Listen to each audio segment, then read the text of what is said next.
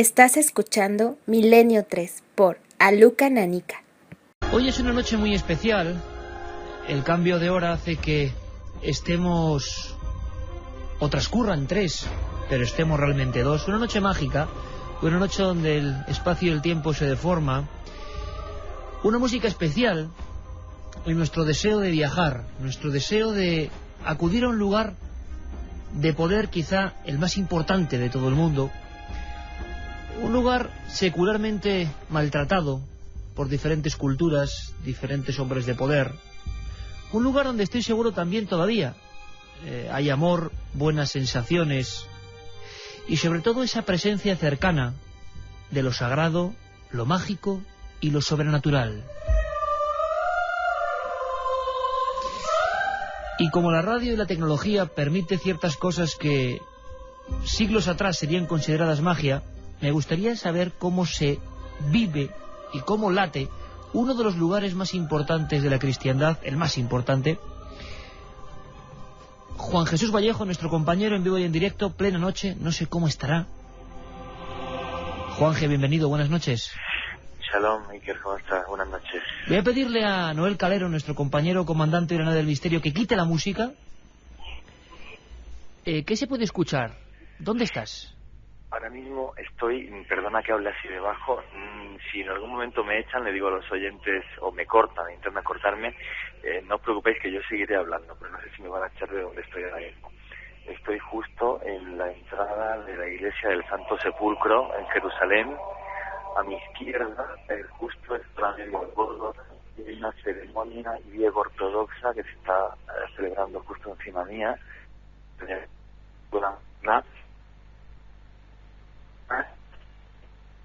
Juanje, si nos estás escuchando es mejor que salgas porque perdemos totalmente la comunicación a través del móvil. La hemos perdido, estaba dentro de la iglesia.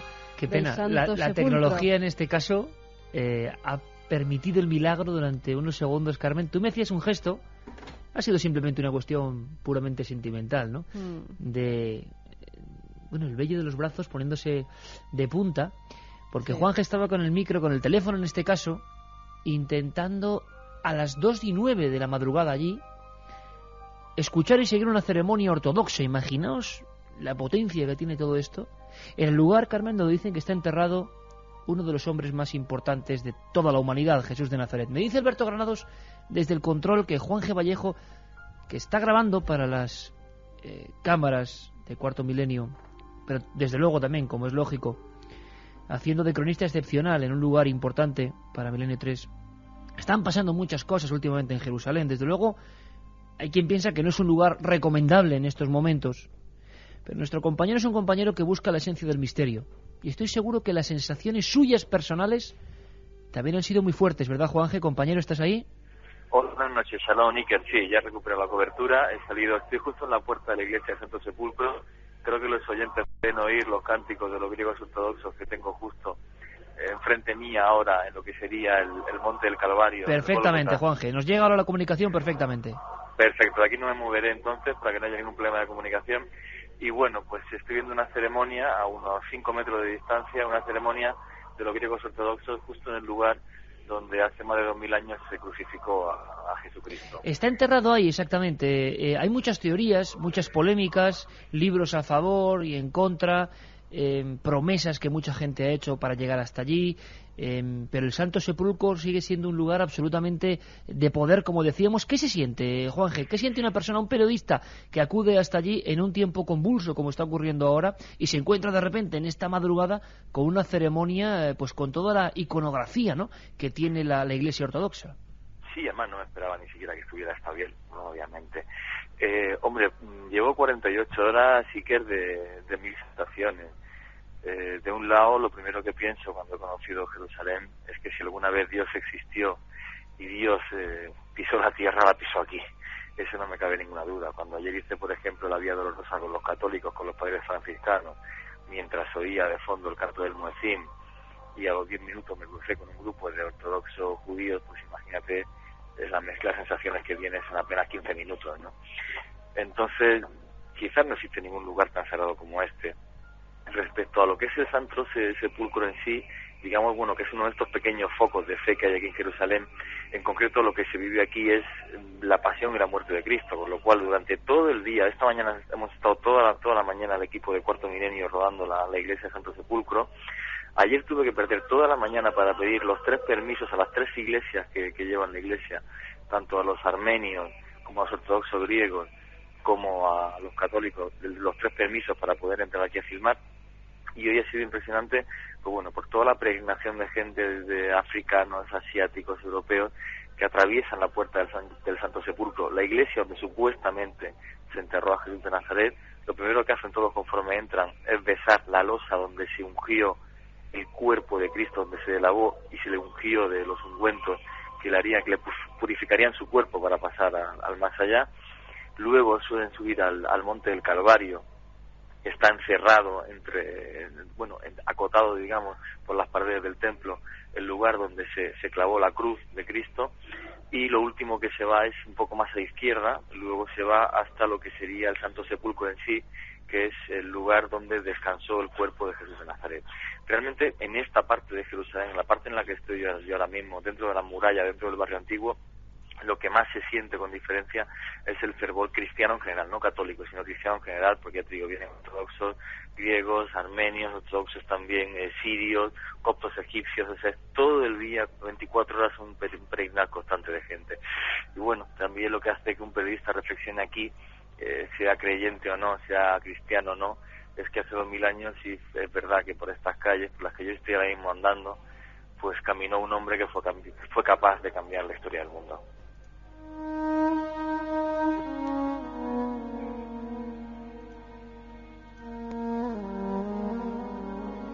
Una y 13, y es que esta noche va a ser de sensaciones muy a flor de piel. Carmen, yo creo que mejor que nunca queremos compartir la magia. No es casual, ni que estemos hablando de Jerusalén, ni que sea precisamente Juan G. Vallejo quien esté allí, ni que esté transmitiéndonos de esta forma, que nos ponía la carne de gallina. La sensación que yo creo que hemos sentido muchas veces, hemos podido sentirla también en Jerusalén, o yo personalmente también tengo que decirlo, por ejemplo, el enfrentarnos a la Sábana Santa, sea lo que sea, da igual las condiciones y las creencias de cada uno, porque se despierta algo que debe ser la sensación de estar muy cerca del poder sagrado auténtico, de un poder sagrado que igual se ha deformado para unos o no para otros, pero que sigue latiendo en origen como debió ser aquel hombre repleto de misterios.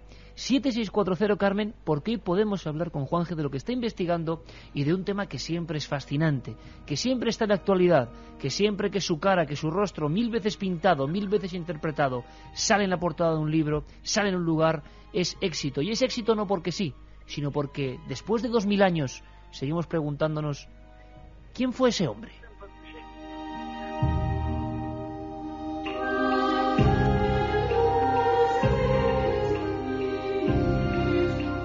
Esta es la magia de la radio. Seguiremos muy atentos, Alberto, a las conexiones telefónicas. Tú lo decías un minuto antes de empezar, ¿no?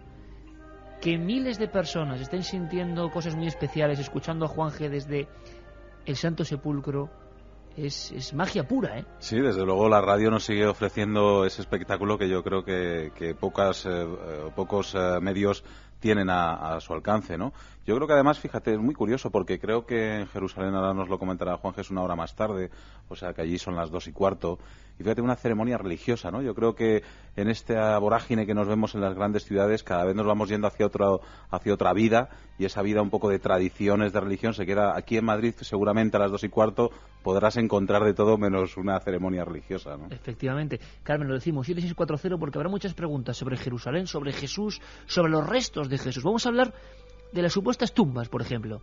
Juanje está delante de la tumba oficial donde se enterró, ni más ni menos, es que da escalofrío, al rabí de Galilea, Jesús de Nazaret, pero dicen que hay otras, incluso alguna en el propio Jerusalén. Abrimos líneas, Carmen. Claro que sí, que hay líneas abiertas como siempre en esa vía de contacto, el 7640, palabra clave, milenio, espacio y lo que queráis. Si queréis que le transmitamos preguntas a Juan Jesús Vallejo, no tenéis más que hacérnosla llegar a través de esa vía de contacto, 7640, palabra clave, milenio, espacio y como siempre lo que queráis. Milenio 3 en vivo desde Jerusalén. Juanje, estás en el lugar sagrado, Santo Sepulcro. ¿Podrías hacernos una foto de cómo es la tumba exacta donde dicen que estuvo Jesús de Nazaret? Sí, lo que pasa es que voy a hacer una foto exacta de lo que estoy viendo ahora mismo, que me parece increíble. Tengo delante mía, acaban de entrar 3 monjas ortodoxas etíopes. Está saliendo una monja coreana y bueno, no sé, es increíble. O sea, hasta ahora que en Jerusalén son las 2:15 de la madrugada y esto es un hervidero de gente. Me parece increíble. Te veo muy impactado, ¿eh? Tú que eres un hombre bastante alejado de creencias más o menos oficiales, te veo bastante impactado por la magia esa de Jerusalén, ¿no? Hombre, no sé cómo explicarlo. Quizás por una cosa, porque estos días, ¿no? Estos 2 días que llevo aquí, ¿no? Y viendo, por ejemplo, aquí que tengo la tumba de Jesucristo, pues escasamente a 20 metros de donde estoy ahora mismo. Hay una cosa que me parece curiosa, ¿no? Ese gran cisma que hubo en la Iglesia, ¿no? Entre ortodoxos y católicos fue en un principio por una cuestión muy sencilla, ¿no? Los ortodoxos pensaban que Jesucristo no era hijo de Dios, sino que era un profeta, mientras que los católicos no, pensaban que era hijo de Dios.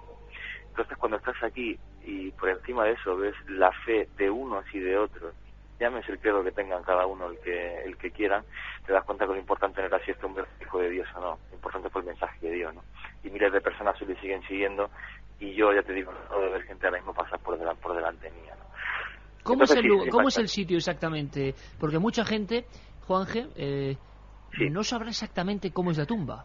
Es que sí, para que se haga la gente idea, lo que es fundamental es que entiendan que cuando uno entra al Santo Sepulcro va a ver en pocos metros todo el escenario, digamos, de la muerte de Cristo. Me explico. Conforme entras a la iglesia, a la derecha hay una pared de piedra, debajo hay un túnel con una ventana donde se ve un trozo de la roca original del Monte Calvario, que era un pequeño montecito muy, muy pequeño que rodeaba una cantera, rodeado por una cantera. Ahí es donde justo se clava la cruz de Cristo. Como Jesucristo muere en sábado, en sábado, y antes de las 6 de la tarde tenían que enterrarlo, se le unge a unos escasos 7 u 8 metros, que es donde está la losa que tengo yo ahora mismo delante mía, unos 3 metros, se le unge en una losa donde se le lava el cuerpo y se le da con aceite, y luego como unos 15 metros más a la izquierda, José de Arimatea había comprado una pequeña cuevecita excavada en la roca, cerca de esta cantera que estoy comentando, y ahí se le entierra. Entonces hoy día son los ortodoxos griegos los que tienen el Santo Sepulcro, y pues bueno, pues lo que puedes ver es, entras a una pequeña sala donde lo que hay es un trozo de la piedra de la losa original que tapó la tumba de Cristo, y en la siguiente sala también muy pequeñita pues queda ahí una losa de piedra donde digamos que está puesta encima de donde originalmente estuvo el cadáver de Jesús aquellos 3 días, ¿no? Antes de resucitar. Entonces, bueno, pues te das cuenta que el escenario de la muerte es mucho más reducido de lo que en principio piensas. Y luego lo que te decía antes, ¿no? Por encima cualquier cosa es nunca he sentido tanta fe como he sentido en esta ciudad. Me ha impresionado. Justo antes de venir para acá, me he recorrido el Jerusalén pues, en un par de horas más o menos, y he pasado por el Muro de las Lamentaciones, que bien estaba abierto pues como a la 1 de la mañana de aquí, y he estado viendo cómo sigue también la gente pasando, ¿no? Esta ciudad es una cosa increíble en ese sentido, en ese puzzle de sensaciones. 1:20 y con esta música del Reino de los Cielos, precisamente con Jerusalén, la ciudad siempre querida por todas las grandes culturas monoteístas, pues hacemos la banda sonora conjuntada con los cánticos reales que se están escuchando a estas horas allí en el Santo Sepulcro. Precisamente hoy va a haber muchas más cosas. Vamos a hablar, Eric Frattini nos trae unos documentos increíbles sobre Majestic 12. Vamos a hablar de unos egipcios y franceses que volvieron a resucitar la vieja cultura de los faraones. Vamos a hablar con Santiago Vázquez sobre movimientos de objetos por la mente humana. Vamos a hablar en el cine de hospitales del terror. Pero todo eso ha quedado en un segundo plano, cuando recibíamos la llamada de Juan G. Vallejo, porque estaba exactamente en el lugar de todos los misterios.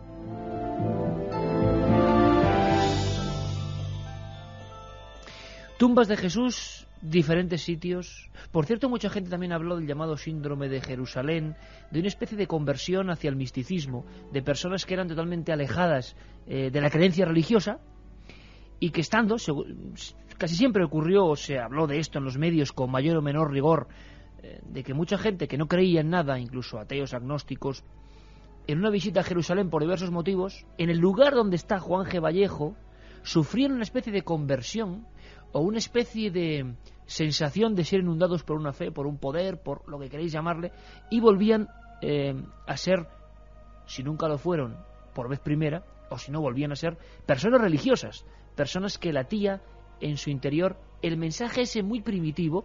Antes Juan G. ha dado el dato, ¿no? Han pasado 2000 años, pero la gente como que conectaba o creía conectar con visiones de ese monte de la calavera o monte del Calvario, donde Jesús fue crucificado. El momento, por ejemplo, donde 2 discípulos encuentran los lienzos que luego dicen que fue la síndone o sábana santa dentro de esa cueva. O sea, es que todo ocurrió ahí. Y a mí me parece muy interesante, Carmen, lo que dice Juan G., que es que el lugar real de los hechos, a ojo de periodista, claro, es mucho más reducido. Todo pasó bastante más cerca entre sí de lo que imaginamos por cuadros, viejas películas, imaginamos grandísimas extensiones, y no es así.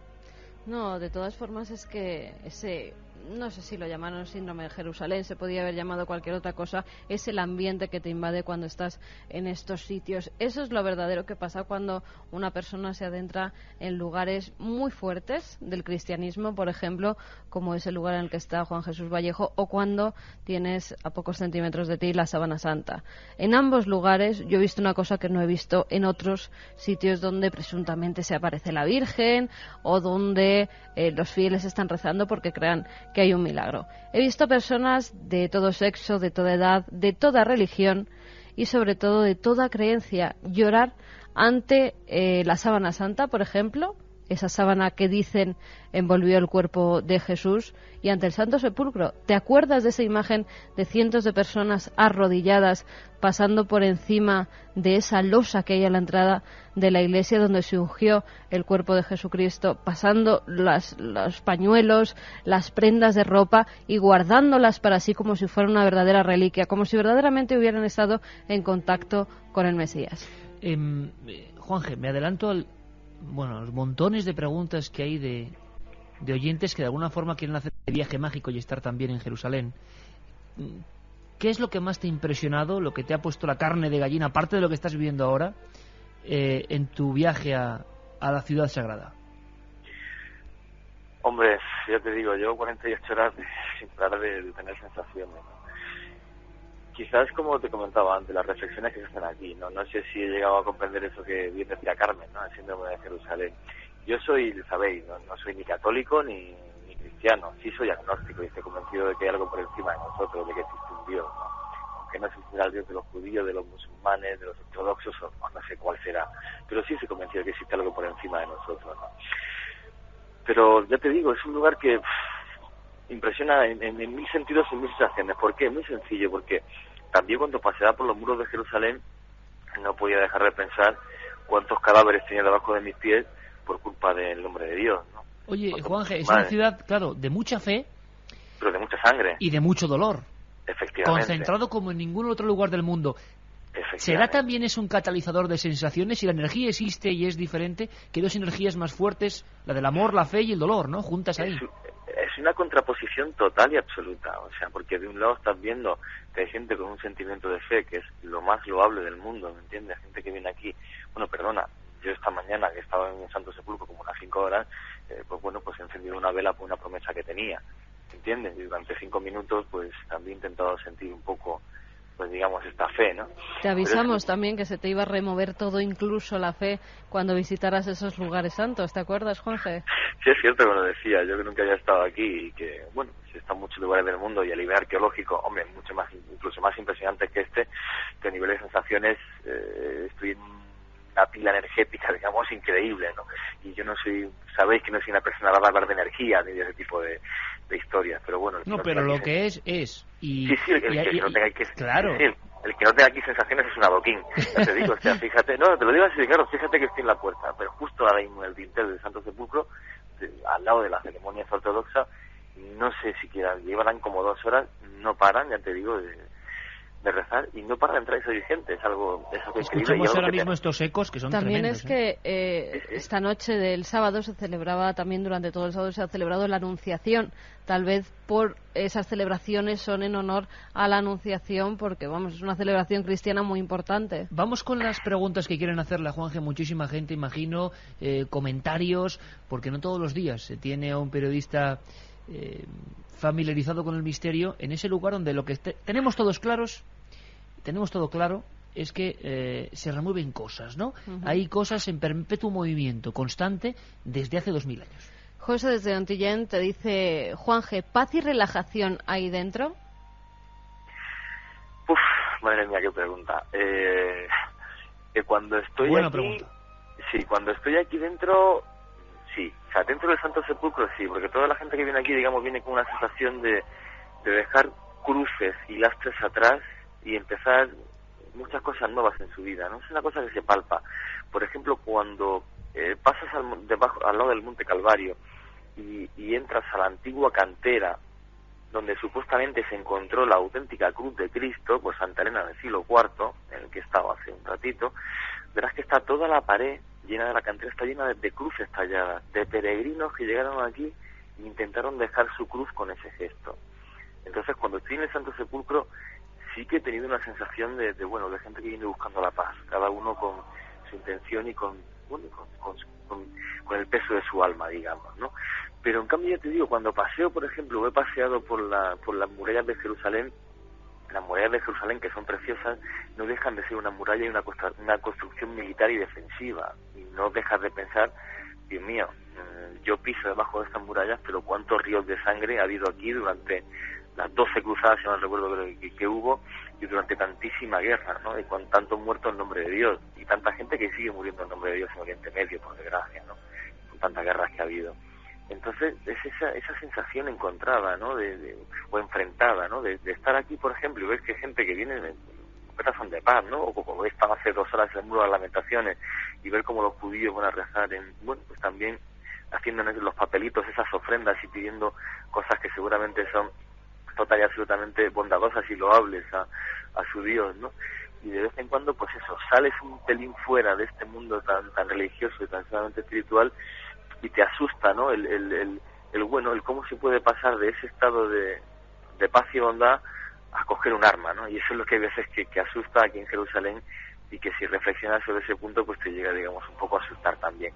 De todas formas, me quedo con lo positivo, ¿no? Me quedo con que ahora mismo estoy en el Santo Sepulcro y delante de mí no para de pasar gente buscando dejar atrás las cosas negativas de su alma.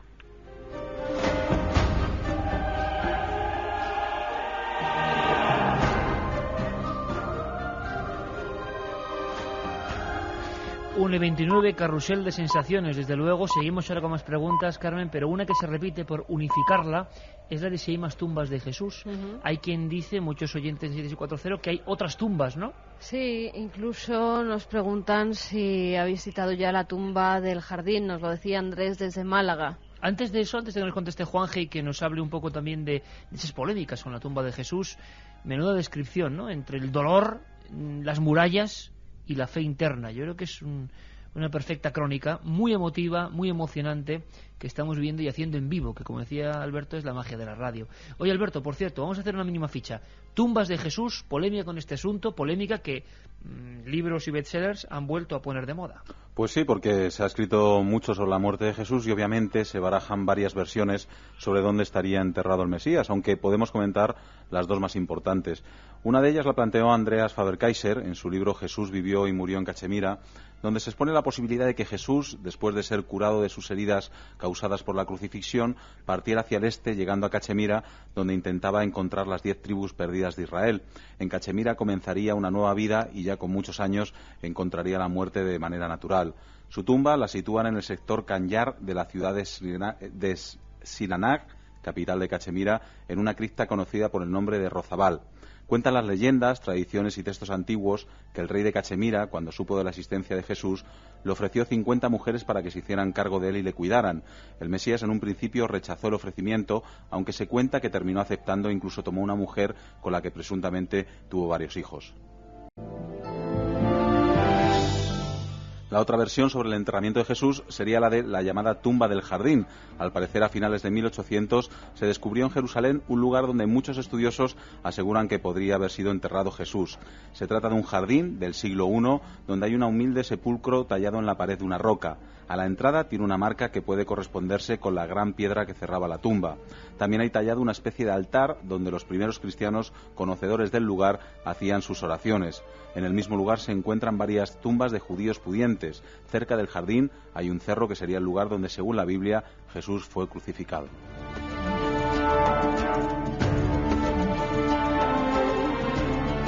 Voy a decir aquello de que con esta música nos transportamos a Jerusalén, pero es que estamos en Jerusalén. La polémica, por supuesto, aparte de la oficial, de la tumba oficial y admitida del Santo Sepulcro, estas dos posibilidades, para algunos seguro que más o menos fantasiosas. Juanje, hay una tumba que dicen del jardín, custodiada, nosotros pudimos verla, humilde, o sea que todavía no se pone todo el mundo de acuerdo en dónde está enterrado el Mesías, ¿no? Hombre, yo es que pienso una cosa, pienso que los evangelios no mienten, pero no mienten en un sentido. Cuando dicen que al tercer día se levantó de la tumba y que después de ese tercer día algunos introducen su dedo en la llaga, yo pienso que más que resucitó es que seguía vivo. O sea, hay una posibilidad que a mí siempre me ha intrigado mucho hablando de la vida de Cristo. Pongamos en la situación de que en vez de vinagre a Jesucristo se le da láudano, que es un anestésico y huele muy parecido al vinagre. Pongamos que los textos romanos cuentan que una crucifixión solía durar hasta 24 horas para la muerte, para el óbito del crucificado. Los evangelios dicen que Jesús estuvo crucificado entre 6 y 8 horas. A Jesús no se le parten las piernas, solamente se le da un lanzazo, se le da con la lanza en el costado. Eso no implica la muerte de una persona. Pongamos durante un segundo la posibilidad de que cuando este Señor baja de la cruz y se le unge y se le dan con hierba y esas hierbas le pueden curar, pongamos que esos 3 días que él pasa en la tumba, en la que también se introducen hierbas, se soborna a los guardias y todas las noches se entra a curar esas heridas, y pongamos que a los 3 días, más que resucitó, simplemente fue que seguía vivo.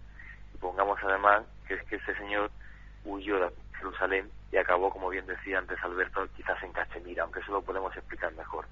De todas formas, quiero decirle a todos los oyentes de Milenio 3, y a muchos que serán cristianos o que serán católicos, que esto no implicaría en absoluto que el mensaje de este hombre hace 2000 años cambiase la historia de la humanidad y hiciera que, bueno, que hoy día miles de peregrinos sigan viniendo hasta donde llego yo aquí. Ese mensaje de fe, de esperanza y de amor siga siendo válido, tal y como dicen los ortodoxos, aunque ni siquiera fuera hijo de Dios. Sí, más válido en los tiempos que corren todavía, y tal y como se está viendo allí, porque las últimas imágenes que teníamos de Jerusalén a nivel de telediarios eran bastante movidas, con bastante ajetreo.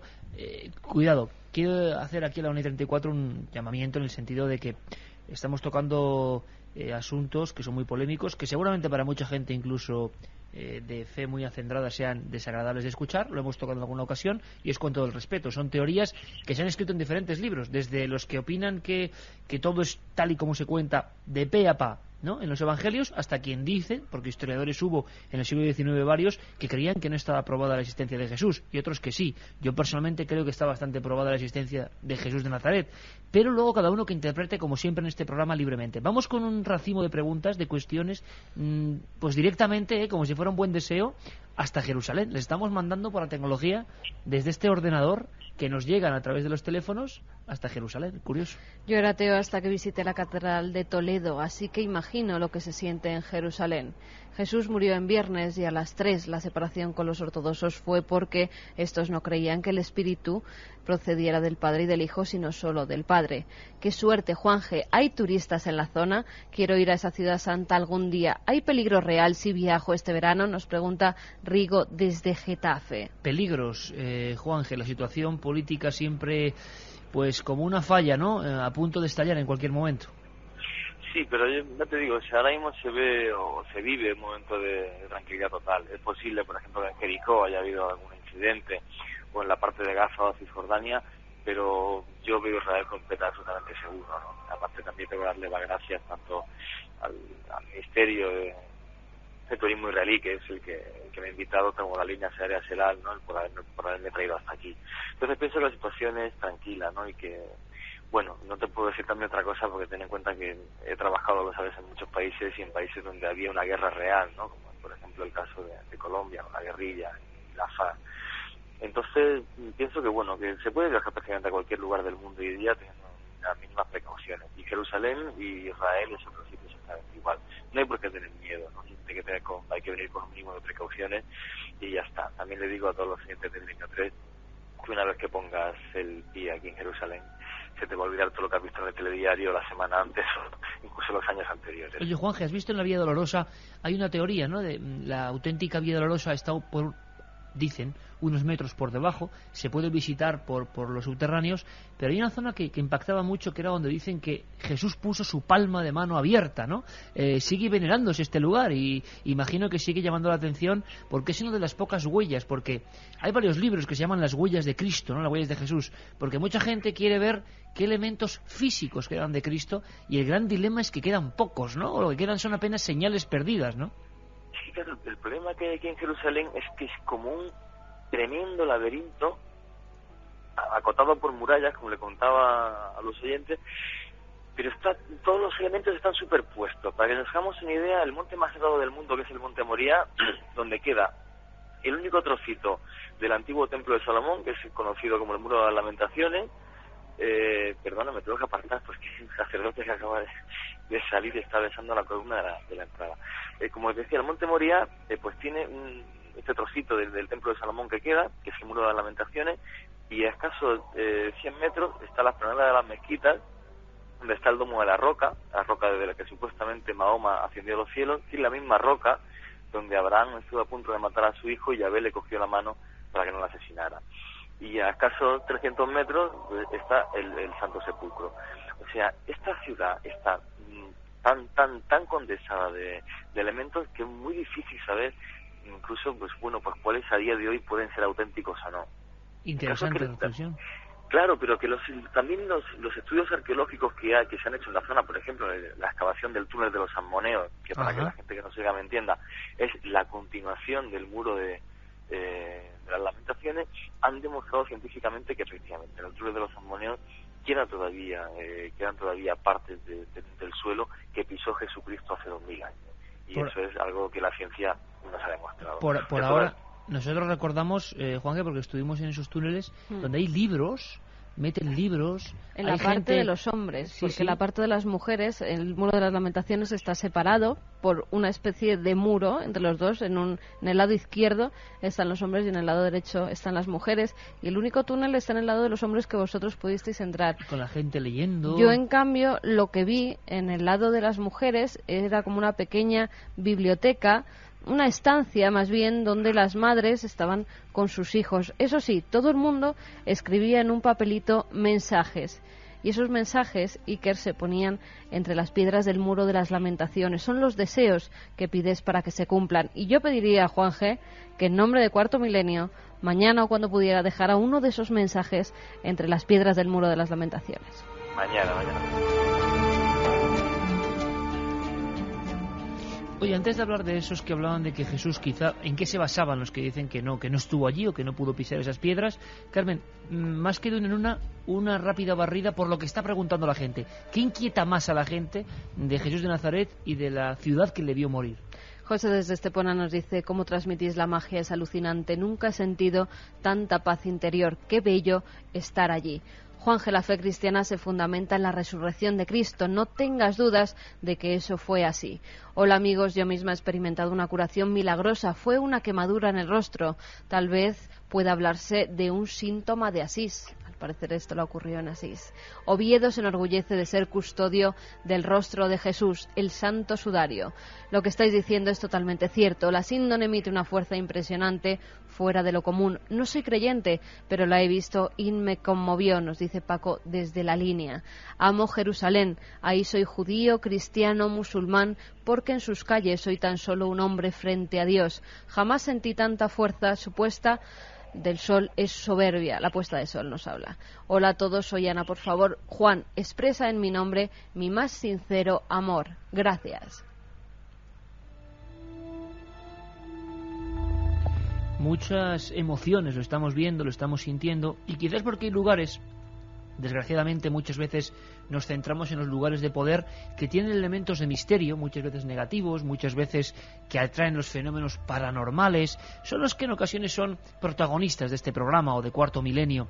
Pero a veces hay que detallar, reposar y empezar a pensar en que hay otros lugares que lo que expanden parece que es fe, parece que es bondad, desde luego algo que nos conmueve internamente y que yo me atrevo a decir, y hablo de a nivel muy personal, que a cualquiera, como decía Juanje, al que no sea un adoquín, hasta la peor persona, se ve conmovida por algo, como si hubiera una corriente perpetua ahí, que por lo menos cada uno ve en ella lo que quiere ver, lo que se le revela.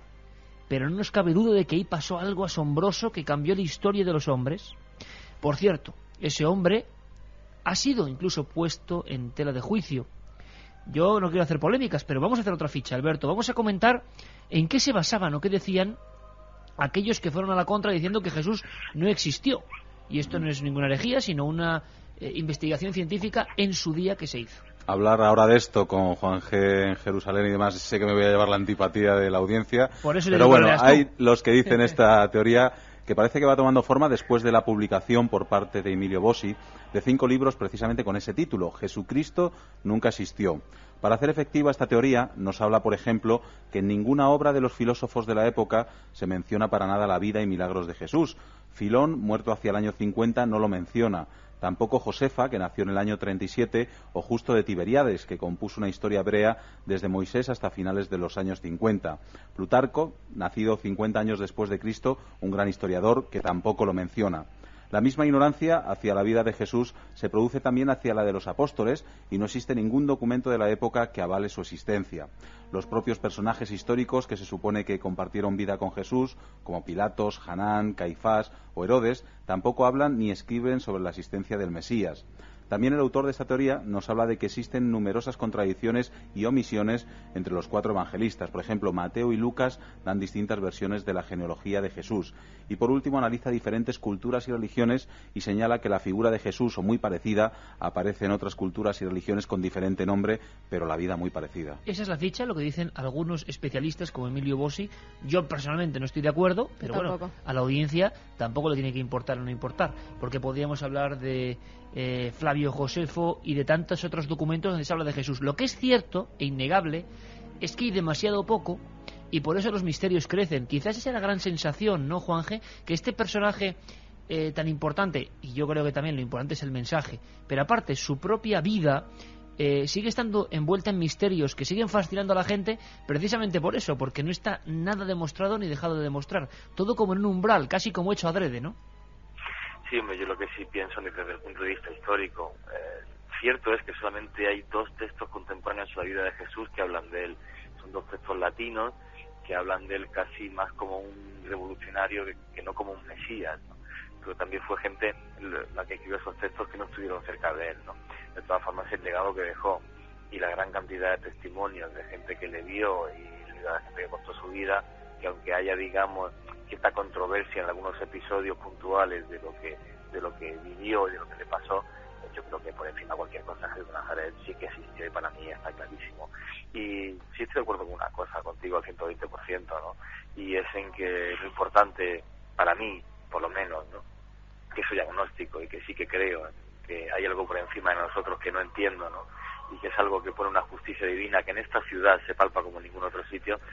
Pues bueno, pues eso que está por encima de nosotros, que la gente llama a Dios, y que eso que es sagrado, ¿no? Pues este señor, este hombre, hace 2000 años, fue capaz de crear un mensaje que por encima de cualquier cosa cambió la historia del mundo. Y además, fijaros, desde mi punto de vista, qué mensaje, ¿no?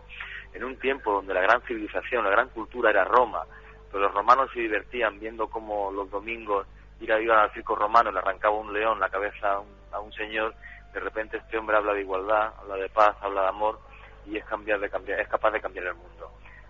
Por encima de si era hijo de Dios o no, lo que este hombre hizo es algo que cambió la historia de la humanidad por encima de cualquier cosa. Vamos a hacer una cosa, Juanje. Habíamos empezado esta conexión con los sonidos. Le pido al calero que baje en la sintonía que estábamos poniendo del Reino de los Cielos, y entonces escucharemos el latido exacto de Jerusalén, las voces que se reflejaban en la crónica de Juanje, rebotando sobre las piedras. Puedo intentar entrar un pelín más adentro. Vamos allá, Juanje, te escuchamos. Voy a entrar. Voy a entrar. ¿Lo escucháis? Lo escuchamos. ¿Lo seguís escuchando? ¿Estás ya dentro de la...? Ahora mismo estoy dentro del Santo Sepulcro, estoy como a unos 5 metros escasos de la piedra donde surgió Cristo y a unos 10 escasos del Gólgota, del lugar exacto donde se crucificó a Jesucristo. Pues en un lugar tan especial, y yo creo que hoy sí que está bien la palabra, en comunión con toda la audiencia de Milenio 3, esparcida por todo el mundo. Te mandamos un fuerte abrazo, Juanje, muy especial para ti, para todo el equipo de Cuarto Milenio que está allí, en una noche que, ¿por qué no?, hay que pedir, tal y como está el mundo, pues por la bondad, por ese mensaje y por los muchos misterios que nos vamos a ir encontrando, arqueológicos, parapsicológicos, históricos, que irás desbrozando. Pero hoy, esta noche, tenía mucho de símbolo. Juanje Vallejo y nosotros en el Santo Sepulcro. Un abrazo muy fuerte, compañero, un abrazo muy fuerte de todo tu equipo. Un abrazo muy fuerte. Nosotros, yes.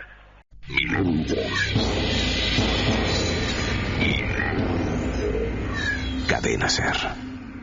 1:48 para todo el equipo, pues por circunstancias además muy personales es muy importante, ¿no?, que sea Juanje Vallejo precisamente, que ha pasado por una serie de trances importantes, ¿no?, que en la vida nos tienen que tocar de vez en cuando. Tenía que ir Juanje y tenía que ir Juanje y estar ahí, y yo que le conozco, ya lo iremos viendo en las conexiones, pero sé que estaba cambiado. El síndrome de Jerusalén estaba envolviendo, El Hospital General de Jerusalén, donde por cierto uno de los subdirectores era valenciano, si no recuerdo mal, habló de muchos ingresos por este síndrome. Un día, o igual luego os hablo de una serie de síndromes muy interesantes, que tienen que ver con el impacto que nos producen ciertas cosas y cómo influyen en nuestro comportamiento, en nuestra alma. Síndrome de Jerusalén, síndrome de Stendhal, por ejemplo. El de la Gran Pirámide también. El de las obras de arte. El de Stendhal, por ejemplo, ¿no?, que cayó con una enfermedad que nadie conocía, y cuando el médico la atiende, ¿qué le había ocurrido al gran escritor que firmaba con el seudónimo de Stendhal? Pues que había estado viendo demasiado arte en Florencia, y el doctor le dijo algo poco más o menos, fijaos qué diagnóstico más bonito: usted tiene una sobredosis de belleza. Y entonces el corazón tenía una serie de lapsos, la fiebre. Recuerdo que una compañía de coches muy importante hizo un anuncio recientemente, hace un año por ahí, sobre el síndrome de Stendhal, ¿no?, el no poder asimilar como ser humano tanta belleza. Claro, en Florencia, un hombre escritor de alma sensible se encontró con unas cosas que le sobrepasaron. Síndrome de Stendhal. El de Jerusalén tenía algo más inquietante, porque casi era como esto de visiones de otro tiempo, ¿no? La gente incluso completamente alejada de la religión, de cualquier sentido de religiosidad, se creía Jesús de Nazaret o alguno de los personajes de esa... Uno de los apóstoles. Sí, y veían escenas. Pero ese creo que fueron 77 ingresos, Es una historia todavía nunca bien contada, síndrome de Jerusalén, que cuidado, Cuidado, porque demuestra que no todo es explicable con la sugestión, con la fascinación, no. Yo creo personalmente que hay cosas que no sabemos descifrar que nos influyen. Por cierto, si queréis empezamos o hilamos un viaje rápido, espontáneo, con nuestro querido amigo y director de la revista de arqueología, Nacho Ares, porque en una noche como hoy él quiere contarnos el otro gran lugar de poder, ¿no? Si Jerusalén influye a partir de los últimos 2000 años con una serie de acontecimientos que marcan nuestra historia, hay otro lugar que fue cuna del conocimiento de una de las culturas más asombrosas, pero una cultura cuyos códigos antiguos, tú has dicho Gran Pirámide, se habían perdido, hasta que una comisión los recupera. ¿Cómo se desembalsamó, si se me permite el palabra, por parte del ejército de Napoleón todo el conocimiento antiguo? Porque cuando llegaron allí, aquello, como les ocurrió a los romanos, eran jeroglíficos sin sentido, pinturas casi demoníacas, grabados que nadie entendía. ¿Cómo se produce ese gran cambio? ¿Qué ocurrió? Nacho Ares nos habla de Denom, el hombre que resucitó a una de las culturas más misteriosas de nuestro planeta. Transcurría una calurosa noche de julio de 1798. Después de varias semanas de navegación por el Mediterráneo, al fin, desde el Palo Mayor, un marinero avisó que la vista alcanzaba las luces de las costas de Alejandría. Como si estuviera manejado por un extraño resorte, Vivant Denon se puso en pie y, tras medio calzarse, se apresuró hacia las escaleras. Frente a él se levantaba un mundo soñado. Acompañando a la expedición militar de Napoleón, Denon lideraba al grupo de más de 165 sabios que devolverían a la vida al Egipto faraónico. Vivant Denon había nacido en 1747 en la localidad de Givry. Al finalizar sus estudios primarios, se trasladó a la capital francesa para comenzar su formación en la Universidad Parisina de Derecho. Sin embargo, no tardó en darse cuenta de que las leyes no estaban hechas para él, y lo que en un principio había sido una elección forzada por la influencia de su padre, se convirtió en un estrepitoso fracaso académico, abandonando al poco tiempo los estudios de abogacía por el dibujo y las artes. Después de viajar por Europa y trabajar en las colecciones de particulares como la conocida y frívola Madame Pompadour, Denon consigue unirse en 1798 a la expedición de Napoleón a Egipto. En los meses siguientes recorrería el país acompañando al ejército francés y dibujando por primera vez de una forma metódica y científica los templos, las tumbas, la esfinge y, por supuesto, las grandes pirámides. Denon fue el encargado de transmitirnos la famosa sentencia del general al llamar la atención sobre los 40 siglos que contemplaban a sus tropas desde lo alto de las pirámides, o de anécdotas tan emocionadas como el improvisado aplauso que dio el ejército napoleónico cuando entró en las ruinas del templo de Karnak, reconociendo así la grandiosidad y la gloria de los que allí moraron. Fruto del trabajo de Denon como dibujante y del resto de sabios que lo acompañaron en aquella empresa, nació entre 1809 y 1822 la famosa Descripción de Egipto, 9 volúmenes de texto, 12 de láminas y un atlas geográfico que recogían todo el saber de Egipto, que en aquella fecha y que hoy todavía sigue siendo uno de los lugares y vademecum de la egiptología. La labor de Denon fue reconocida en su país. Se le nombró director del Museo del Louvre y más tarde de todos los museos de Francia. Su labor como artista, científico y verdadero sabio de la época fue recordado y reconocido mucho antes de su fallecimiento en el año 1825. En su memoria, uno de los pabellones más importantes del museo que él vio nacer, el Louvre, lleva hoy su nombre. 1:56. Luego me cuentas, Carmen, eso de que Yoko Ono se ha puesto en contra de los espiritistas que a través de la televisión querían hacer una especie de cosa extraña. No me extraña tampoco que se pongan en contra. No me extraña. Luego va a venir Eric Fratini hablándonos de Majestic 12. La comisión de norteamericanos, de la CIA y de otros miembros militares que dicen llegaron a hacer la autopsia de una extraña criatura que tenía que ver con el asunto de los ovnis. Documentos de la CIA desclasificados. Por cierto, Alberto, me hablabas de que una estampa que te ha venido a la mente de Jerusalén que llegó a tener un río de sangre que llegaba a la rodilla, ¿no? Sí, yo creo que Jerusalén es una ciudad, por eso Juan G. se debatía un poco entre las buenas sensaciones y las malas, ¿no? Es una ciudad que cuando, por ejemplo, la tomaron los cruzados, se habla que la expoliaron totalmente, o sea, arrasaron y aniquilaron a toda persona viviente que había, y las crónicas cuentan que la sangre corría a la altura de las rodillas por Jerusalén cuando entraron los cruzados. Yo creo que esa estampa y esa frase a mí me quedaron bastante impactado de un libro que leí sobre las cruzadas, ¿no?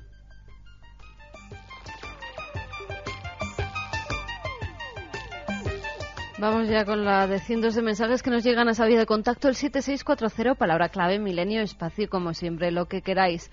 Oye, Iker, ¿por qué no haces que Vallejo deje un mensaje en el muro en nombre de nosotros, los de este lado? Yo voto por la paz e igualdad social mundial. Pues eso está hecho. En nombre de todos los milenarios, Juan Jesús Vallejo va a dejar un mensaje en el muro de las lamentaciones. En nombre de todos los amigos de Milenio 3 y de Cuarto Milenio, tendremos uno de sus papeles y uno de sus pensamientos, vela, o sea, en cada lugar correspondiente de Jerusalén, en cada corazón latente de magia sagrada, vamos a llamarlo así, va a haber un mensaje de toda la audiencia. Eso os lo prometemos. A veces se cumplen, yo dejé uno y se cumplía.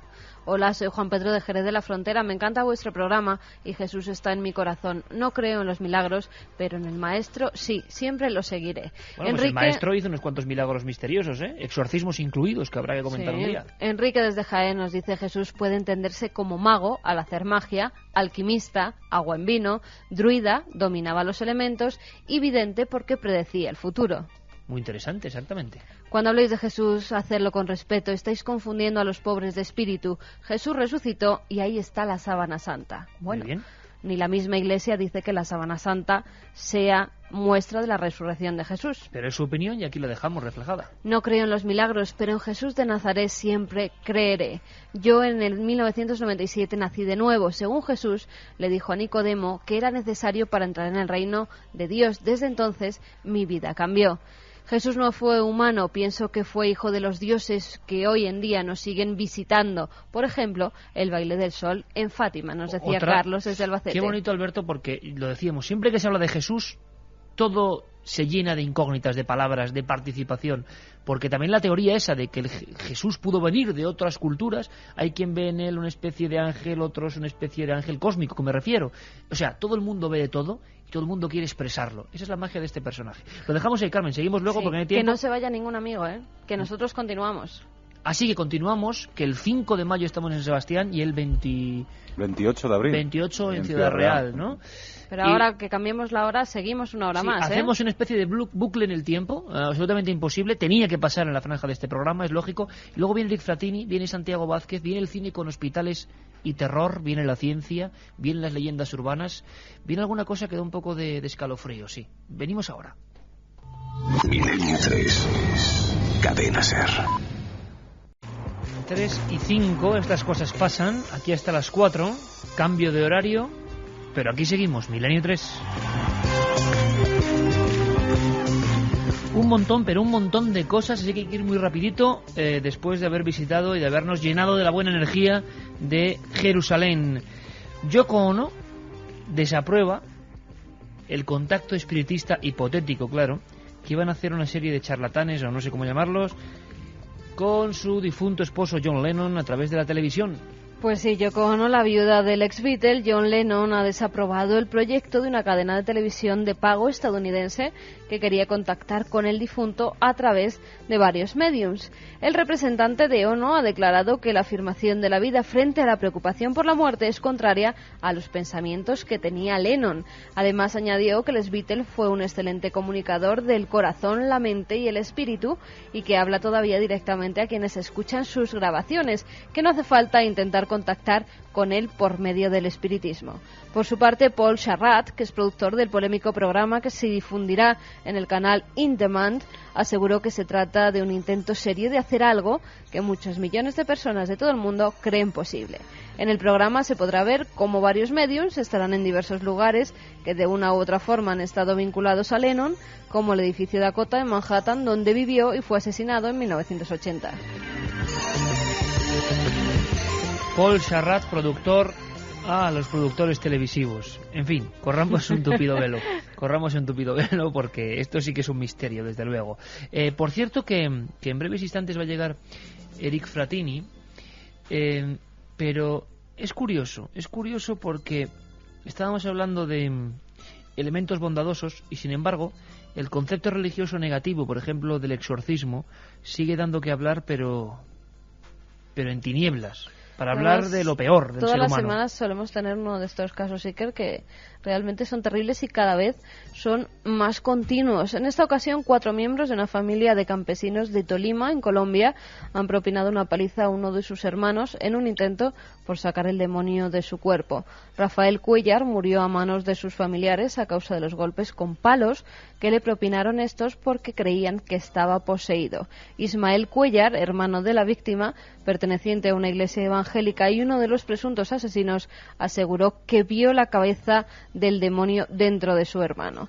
Por su parte, el coronel Gilberto Ramírez ha declarado que las fuerzas de seguridad acudieron ante la llamada de los vecinos, pero cuando llegaron, Rafael ya había fallecido como consecuencia de los golpes causados por un elemento contundente. 3 y 8. ¿Tú has oído hablar, Carmen, de Majestic 12? Sí. Un comité de sabios que investigó durante muchos años el asunto de los ovnis. Bueno, una maniobra de desinformación tremenda. Pero yo creo que lo que nos trae Eric Fratini merece la pena. Merece la pena saborearlo y analizarlo paso a paso. Documentos de la CIA que hablan de ovnis, documentos de la CIA que hablan de extraños cuerpos, documentos de la CIA que hablan de autopsias. Vamos con ese tremendo documento. Nos estamos mal acostumbrando a que Eric Fratini nos traiga documentos asombrosos. La semana pasada hablábamos de Elvis Presley. Eric, buenas noches. Buenas noches. Pero es que esto, compañero, lo supera. Eric Fratini, autor, entre otros muchísimos libros, como Secretos Vaticanos, Mafia, Santa Alianza, grandes clásicos ya del periodismo de investigación, esa colección CIA KGB, de momento, Archivos Secretos de DAF. Ahora mismo Eric en la mesa tiene un montón de documentos con grandes tachones negros. En algunos se ve la famosa frase de solo para tus ojos, top secret, bogus, unas grandes letras que pone Bogus, que luego nos explicará lo que es, y todo se concentra en unas siglas misteriosas. Majestic 12. Eric Fratini, 22 páginas, Majestic 12. Estoy seguro que mucha gente, bueno, va a preguntarnos un montón de cosas. ¿Qué es Majestic 12? Pues Majestic 12, realmente lo que es el proyecto Majestic 12 comienza el 24 de junio del año 47. Ese día un piloto militar estaba sobrevolando en el estado de Washington, en la costa occidental de los Estados Unidos. Estaba volando sobre las Cascade Mountains, que son una zona, es casi la frontera con Canadá, ¿no? Es una zona muy montañosa con muchísimos bosques. Y este piloto militar informa que ha divisado 9 platillos volantes en formación, que los ha seguido con su avión, y de repente ha divisado como uno de los 9 platillos volantes, los objetos no identificados, dice el piloto, está aquí en el documento especificado, se ha salido de la formación y ha caído a tierra. Ha caído con un gran estruendo, etcétera, etcétera.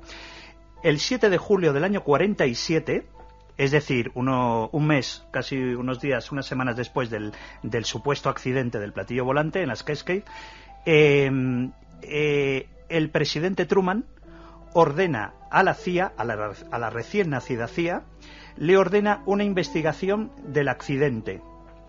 Se envía todo un equipo militar de la inteligencia militar, que son los que se hacen cargo de la información sobre el accidente de las Cascade. El 7 de julio del año 47, está también especificado en el documento de alto secreto, se hace toda una exploración de la zona y efectivamente se descubren restos de una nave. No se especifica exactamente la nave, y lo que sí se especifica es que se han recuperado 4 cuerpos. Por ejemplo, en la página 7 del documento se habla de la autopsia que se realiza a los 4 cuerpos el 30 de noviembre del año 47. Lo realiza el doctor Robert Bronx. El resultado final es que el doctor Bronx, estoy haciendo una traducción aproximada, el doctor Bronx sugiere el término extraterrestre o organismo biológico no conocido en el planeta Tierra. Estos son documentos originales, copia de documentos originales de la CIA, documentos oficiales, no cabe la menor duda, no hay falsificación, eso ha estado X años oculto y se corresponde con realidades, al margen de lo que sea esos seres o esa nave.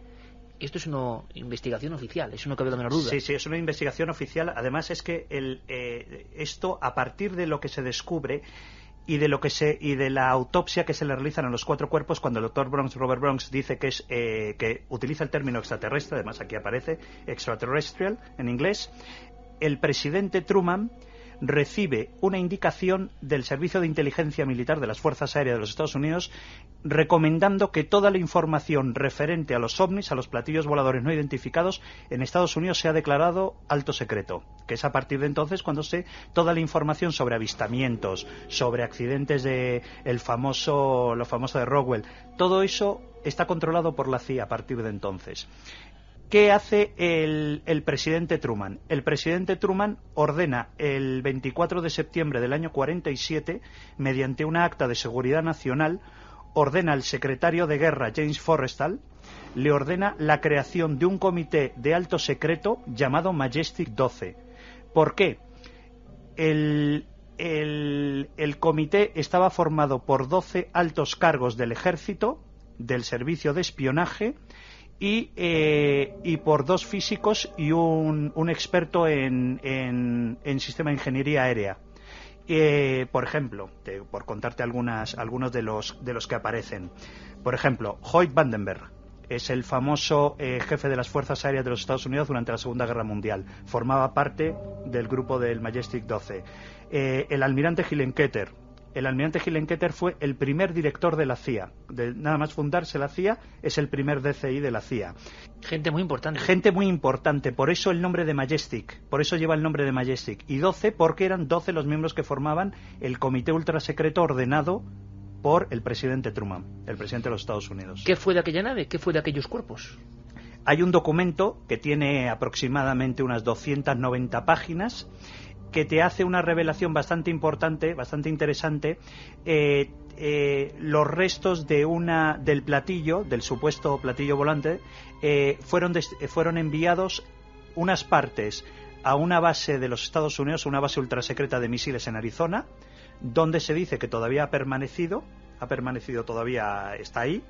Dice que los cadáveres, uno de ellos fue enviado a la granja en el estado de Missouri. La granja es, para que la gente lo sepa, la granja es el nombre clave que recibe el centro de reclutamiento y adiestramiento de la CIA, donde entrenan a los agentes de la CIA.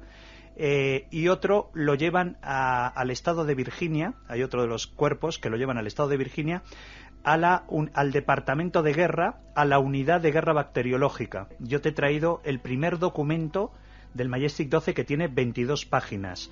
Pero claro, el proyecto Majestic 12 la CIA los ha desclasificado y son aproximadamente unas 20.000 páginas de documentos sobre el proyecto Majestic 12. ¿Y qué es lo más interesante que llegó a descubrir este grupo de 12 importantes militares? Bueno, hay una página que yo te he dejado, la verdad es que está muy bien, que son, por ejemplo, es también un documento de alto secreto, son los avistamientos controlados por la CIA, o que los agentes de la CIA han intervenido para interrogar a las personas que han dicho que han visto los avistamientos, los supuestos ovnis. Durante 22 años. Sí, entre el año 47 y el año 69. En total, la CIA investigó 12.618 avistamientos. 12.618 casos investigados oficialmente en Estados Unidos en 22 años. En 22 años, por la CIA, de los cuales efectivamente que pudieron comprobarse que sí que efectivamente volaron sobre Estados Unidos fueron 701. Y que no fueron, según pone en ese documento, identificados, no lograron identificarse, ¿no? Que no lograron identificarse, así es. 701 no es moco de pavo. No, joder, son muchos platillos, ¿no? ¿Se sabe cuándo acabó la, digámoslo así, labor de este grupo? ¿Si en algún momento les quitaron sus funciones o fueron relevados por otros? Fueron relevados por otro y fueron relevados porque el proyecto Majestic 12 como tal, que es el nombre que tú tienes aquí, la portada del original del documento, el proyecto Majestic 12 se creó mediante un acta de seguridad nacional. Las actas de seguridad nacional casi siempre suelen terminar una vez o que el presidente ha dejado la Casa Blanca o que el presidente renueva un nuevo mandato. A partir de entonces, las actas de seguridad nacional que están firmadas por el presidente, por el propio presidente, que es quien las autoriza, es cuando el proyecto cambia de nombre. Y posiblemente ahora, a partir del año 69, posiblemente, que es hasta cuando ha actuado el Majestic 12, a partir del año 69 posiblemente tendrá otro nombre el comité que ha investigado y que ha seguido. Déjame que te diga, por ejemplo, hay un documento que sí que me llamó muchísimo la atención. Cuando los documentos comienzan a ser, se dice que van a ser desclasificados, la política de desclasificación de documentos de alto secreto de los Estados Unidos tienen que pasar antes por un comité especial del Congreso y del Senado para decidir si efectivamente pueden ser desclasificados o no. Cuando se dijo que los documentos iban a ser desclasificados en el año 90, hay una carta que está anexa al documento del 15 de noviembre del año 1991. Está firmado por el comandante especial de las Fuerzas Operacionales de la División de Inteligencia de las Fuerzas Aéreas. Y en el documento pide que, por favor, recomienda a los altos cargos de la CIA que, por favor, que no desclasifiquen absolutamente ninguna página del proyecto Majestic 12. Y aquí está la carta que ha sido anexada al documento.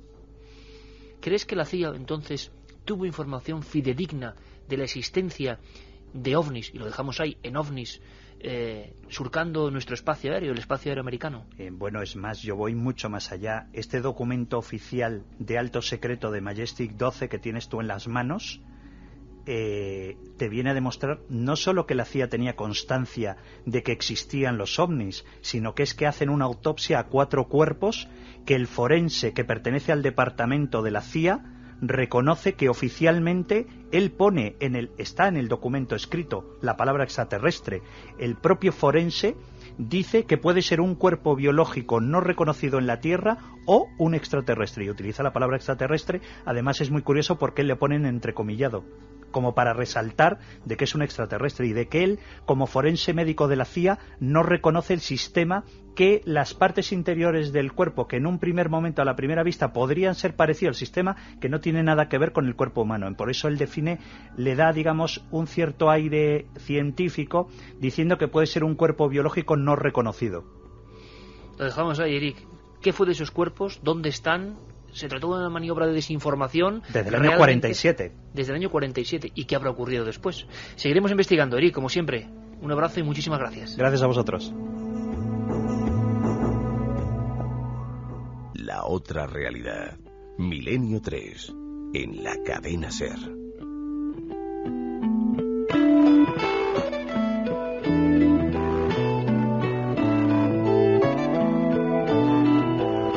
Ay, ese Majestic 12. Vamos con los mensajes. Luis nos dice, qué terrible es la desinformación del Majestic 12. Había oído desde que contactaban con aliens hasta que era un fantasma. ¿Se puede acceder a los informes? Se puede acceder a algunos de los informes, y Eric Fratini, que es lo más interesante, que viene aquí con luz y taquígrafos, nos comenta que sí, se puede realmente en la página de la CIA acceder a parte de la información, no a toda, porque él ha estado en los archivos originales y nos va trayendo información que creo que es interesantísima. Ahora, hubo mucha desinformación con esto del Majestic 12, Hay quien dice que era un gigantesco globo de sonda, pues para confundir a los principales interesados en el asunto este de los ovnis. Carlos de Granada nos dice, pero bueno, ¿no era ya conocido que Majestic 12 fue una campaña de intoxicación orquestada por la CIA? Pero es que hay quien dice que no es así y que muestra de esa especie como de elementos que todavía demuestran que algo de verdad hubo son esos informes de la CIA. Sinceramente, yo estoy más en la línea de pensar que fue una maniobra de desprestigio y que se utilizó algunos acontecimientos por fechas bien conocidos, como el de Kenneth Arnold, el que inauguraba la historia de los platillos volantes, pues para lo que se llamó intoxicar a la opinión pública. Creo muy difícil, aunque venga en un informe de la CIA, que un médico hiciese una autopsia a un ser biológico y pusiera extraterrestre, pero bueno, nos lo ha contado Eric Fratini. ¿Por qué niegan la verdad? Y otro amigo nos dice si hay vida extraterrestre que nos ocultan. También nos preguntan, compañeros, ¿me podéis decir de quién es la melodía de la narración de Verón y Napoleón? Llevo programas detrás de esa melodía porque me relaja. Se refiere a la que sirve del lecho sonoro de nuestro compañero Nacho Ares en su sección sobre grandes buscadores. Eso todo un clásico. 1976 se compuso, autor Vangelis. Merece mucho la pena comprarse el disco, y digo bien porque hay muchos temas que interesan ahí. Alfa, Alfa es ese tema clásico que nos enamoró ya cuando lo sacaba Carl Sagan en su serie Cosmos. Nos siguen inundando con mensajes sobre Jesús de Nazaret en el 7640. Hola y gracias por tu programa. Tengo 38 años y creo en Jesús como hombre que salió en su época y lo eliminaron. Su mensaje importa. Hola a todos, me encantaría ir a veros a San Sebastián y me gustaría saber qué hay que hacer para poder ver el programa en directo, nos dice Nerea. A ver, Alberto, ¿qué hay que hacer? Bueno, pues sobre todo conectarse con ikerjiménez.com a través de internet, donde iremos poniendo puntual información, empezar a llamar ya a las emisoras correspondientes, tanto de Ciudad Real como la de San Sebastián, y bueno, tanto el 28 de abril como el 5 de mayo estaremos en los dos sitios, y que sepa la gente que es completamente gratuito, que no hay que pagar absolutamente nada por ir a vernos, y que aunque no haya entrada, seguramente los sitios son lo suficientemente grandes como para acoger a mucha gente. En San Sebastián creo que en el Cursal 1.800 personas, a ver si lo conseguimos. O sea, dicho queda, y aparte que si alguien no ha conseguido esa entrada, porque a veces es que es imposible, si alguien está en San Sebastián y va de Burgos o de Santander, que es que pasa en los programas de Milenio, por favor, que no se quede sin acudir, porque luego nos ocurre que siempre encontramos sitio, encontramos nuevos habitáculos, y nosotros queremos estar con toda la gente de Milenio, que si se ponen a la venta las entradas a las 9 de la mañana en tal sitio, pues a la venta no, a la gente, claro, que no se venden, son gratuitas, vale, para recoger. A la distribución, vamos a llamarlo así, es. Pues claro, que no, que la gente vaya, y lo ha dicho, como decimos, muy clarito Alberto Granados. Jaime desde Zamora nos dice: todo en Jesús es misterio, pero misterio de amor. Yo mismo me voy en breve a un monasterio cisterciense a comenzar una nueva vida. Caramba, seguro pues que más calmada que la que llevamos en las grandes ciudades, además en esos monasterios que hay preciosos. Pues le voy a decir a ¿verdad? este amigo que no es que yo me vaya a meter de religioso, pero que algunos de los lugares donde yo mejor he estado, con más paz, con más tranquilidad, y para escribir es impresionante, aunque sea por pequeñas etapas, es los increíbles monasterios que tenemos en España, los lugares de recogimiento, porque ¿va a ser casual que estuvieran donde están? ¿En ese punto exacto? Yo creo que no. Además es apasionante en alguno de ellos, como el de Silos, oír cantar en gregoriano a esos padres, ¿verdad? Precioso. Poned los nombres de Jerónimo y Daniela en el papel, os lo pido con todas mis fuerzas. Son los nombres de mi padre y de una niña de 8 años. Todos estos mensajes se los transmitiremos a Juanje, también el de una persona que nos dice que pongamos que nació su hijo el domingo, que hoy ha ingresado por desgracia en la UBI, y pues que Juanje, que está cerca de Jesús, que tenga en su pensamiento un pensamiento positivo para su pequeño Andrés. Bueno, seguro que lo va a tener. Lo hemos mandado todos ahora mismo telepáticamente, ¿verdad, Alberto? Ese buen deseo. Hola, nos dice José desde Écija. ¿Por qué no cogen la sábana santa y con la sangre clonan a Jesús? Bueno, una pregunta que se repite mucho. La gran teoría. Lo dejamos ahí, Carmen, porque hay muchísimos mensajes. Contestarle brevemente. Hay ADN, hay sangre en la sábana santa. No se sabe si es de Jesús o no es de Jesús, pero aunque fuera de él no se podía clonar, porque hoy en día las técnicas médicas, las técnicas científicas no pueden clonar un ADN que está roto, que la cadena de ADN está rota, por eso no se podría clonar de ninguna manera a la persona de la que fuera esa sangre que se halla en la sábana santa. Ahora, teorías hay un montón. Por cierto, que casi está llamando a la puerta Santiago Vázquez, Alberto. Casi nada. Viene con una historia tremenda. Puede la mente manejar objetos, moverlos. La investigación, ¿qué nos dice? Sabéis que con Santiago recuperamos algunos de los viejos y entrañables episodios de la parapsicología, porque está casi olvidada. Pero ha habido muchas historias, muchas, demasiadas. Y como si fuera un cajón desastre, se han ido quedando en este tiempo de ordenadores, pues arrinconadas. Las recuperamos. Vamos a ir semana a semana hablando de temas. Quiero que a través de 7640 me pidáis temas. Están llegando viaje astral, apariciones, han hablado muchas personas de Ouija, de investigación, por ejemplo, parafónica o psicofónica. Todo eso, paso a paso, telepatía, los temas que os inquietan de la parapsicología clásica, para ir repasándolos paso a paso. Antes, Carmen, noticia de última hora en los teletipos, un niño que dicen que tiene, ni más ni menos, una virgen, así dice el encabezamiento, en uno de sus ojos. Los padres de un niño de 3 años aseguran que su hijo tiene en uno de sus ojos una imagen similar a la de la Virgen del Valle. Al parecer, este singular hecho ya ha traído a turistas y curiosos hasta la ciudad argentina de El Porvenir para ver si el niño milagro les podía aliviar de algún dolor o incluso curar su enfermedad. Enrique y Miriam Rosales, que son los padres del pequeño Federico, han asegurado que la imagen que tiene su hijo en el ojo es un milagro, una bendición de Dios. Según el padre, cuando algún enfermo llega a su humilde casa pidiendo ayuda, el niño coge agua bendita, se toca el que llaman ojo de la Virgen y pone sus manos en el lugar de la dolencia. Los padres creen que se trata de una bendición, ya que cuando Federico era un bebé estuvo muy enfermo y ellos decidieron pedir a la Virgen del Valle por su salud y milagrosamente el niño se recuperó. Milenio 3, Cadena SER, con Iker Jiménez y todo su equipo. Bueno, pues a estas horas de la madrugada, don Santiago Vázquez me trae unas anotaciones importantes, porque en esta especie de recorrido que estamos haciendo por la historia de la parapsicología, de sus investigaciones, de sus errores y aciertos, de sus personajes y sobre todo de sus fenómenos, pues hay algunas cosas que son clave, ¿verdad, Santiago? Buenas noches. Buenas noches, Iker. Por cierto, creo que vamos a pasar miedo mañana, en Cuarto Milenio. Yo creo que los oyentes no deben perdérselo. De verdad que sí, de verdad que hay cosas que van a ser impresionantes. Santiago como protagonista, y protagonista también de dos elementos, Santi, que hace tiempo hemos comentado, pues hablando de algunos dotados, por ejemplo, ¿no? De personas que decían que tenían la facultad de influir sobre la materia, movimiento de objetos. He hablado muchísimo de esto. Yo creo que son los términos complejos, porque nadie sabe cuál es la diferencia. Y creo que sería interesante aclarar dudas a un montón de oyentes. Santiago, psicocinesis y telecinesis. Así es. Se confunde efectivamente. Una cosa es la psicocinesis y otra muy diferente es telecinesis. Es una cuestión quizás, Iker, de terminología, pero que tiene un trasfondo muy importante. ¿Y cuál es ese trasfondo? La causa. La causa de un fenómeno y de otro. ¿Estaríamos hablando, Santiago, de movimiento de objetos? ¿Siempre o no? Sí. Siempre hablando de movimiento de objetos. Lo que sucede es lo siguiente.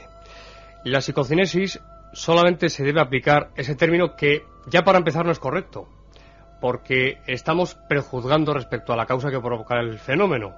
Es decir, psicocinesis está aludiendo a que es la mente de la persona la que provoca el fenómeno del movimiento de un objeto cual sea, determinado. O sea que en este caso, Santiago, sería como si la psicofonía, el propio término, la etimología, indica que la mente manipula la cinta magnetofónica, en este caso sería el mismo principio activo sobre los objetos. Exactamente. Por lo tanto, el término que debemos emplear sería paracinesis.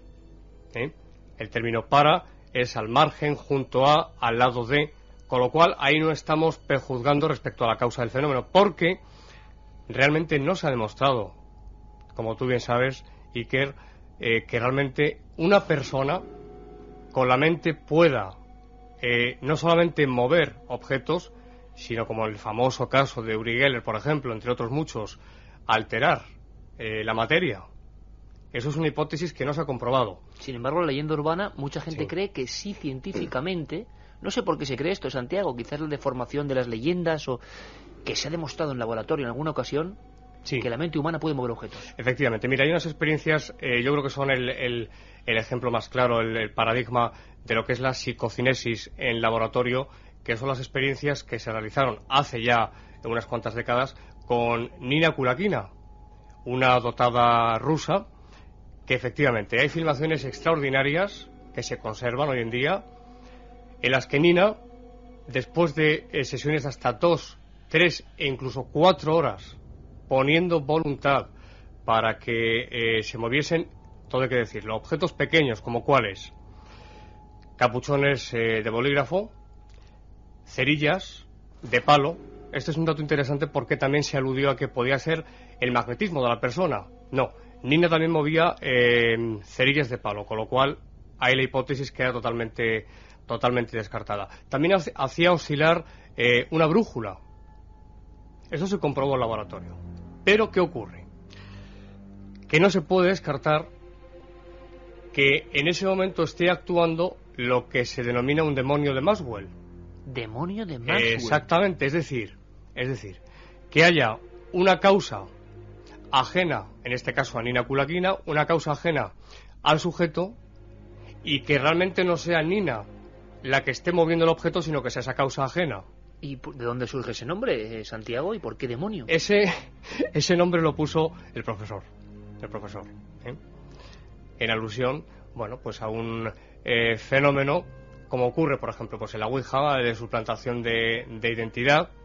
Muchas veces pues sabemos que se manifiestan aparentemente seres que dicen ser quienes no son realmente. La eterna mentira de este fenómeno. Exactamente. Y con la psicocinesis ocurre exactamente igual. Ese bautizado como demonio de Maxwell, pues muy bien pudiera ser que realmente no es la persona la que mueve los objetos con el poder de su mente. Hay una experiencia, la cuento muy rápidamente.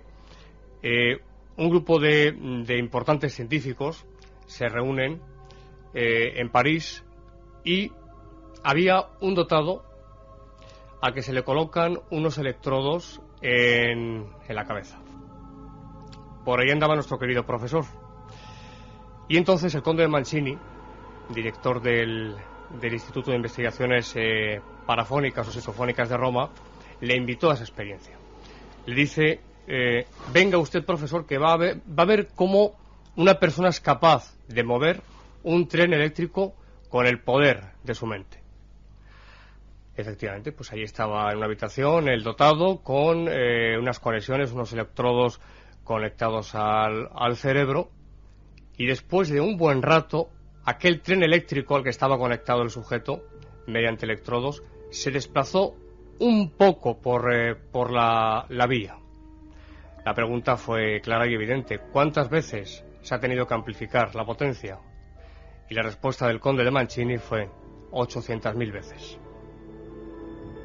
Es decir, para que un cerebro pudiera mover un tren eléctrico, se tuvo que amplificar la potencia 800.000 veces. ¿Cómo vamos a pensar? Yo lo dejo ahí, simplemente como hipótesis, no estoy dando nada por seguro, pero ¿cómo vamos a pensar que en el caso de Rosenheim, por ejemplo, ese bufete de abogados, que es donde hay que aplicar el término de telecinesis, es decir, movimiento a distancia, cuando no, el sujeto, cuando no pone voluntad de mover un determinado objeto, y cuando se habla de objetos muy pesados? Recordemos, por ejemplo, que en Rosenheim, en ese bufete de abogados, hubo un archivador de más de 100 kilos de peso que levitó por toda la habitación. Ahí es cuando debemos emplear el término de telecinesis. Qué interesante, Santiago. Sí. Ahí tenemos la gran diferencia. Psicocinesis, cuando alguien tiene la voluntad, como veíamos ahora la estampa casi en blanco y negro de Nina Kulagina, Sí. intentando mover objetos. Vemos, por lo que nos cuenta Santiago Vázquez, que de existir esa fuerza, no debe ser una fuerza muy poderosa, sino muy tenue. Y hemos aprendido también que el demonio de Maxwell, o ese elemento perturbador, puede estar ahí. Telecinesis sería, sin embargo, alguien que inconscientemente, a su paso o como sea, sin quererlo, mueve objetos. Fíjate que has mencionado la palabra Ouija, Santiago. Sí. No te quiero negar que la gente está encantada con la sección y que nos escribe muchísimo en 7640. La Ouija será uno de los temas que imagino que tendrá varios episodios. Sí. Pero, Santiago, tú hablas de que esa persona, Nina Kulagina, está intentando mover objetos con la fuerza de su mente. Sí. Un esfuerzo tremendo de 4 horas. Mi pregunta es, aludiendo a ese demonio de Maxwell, Sí.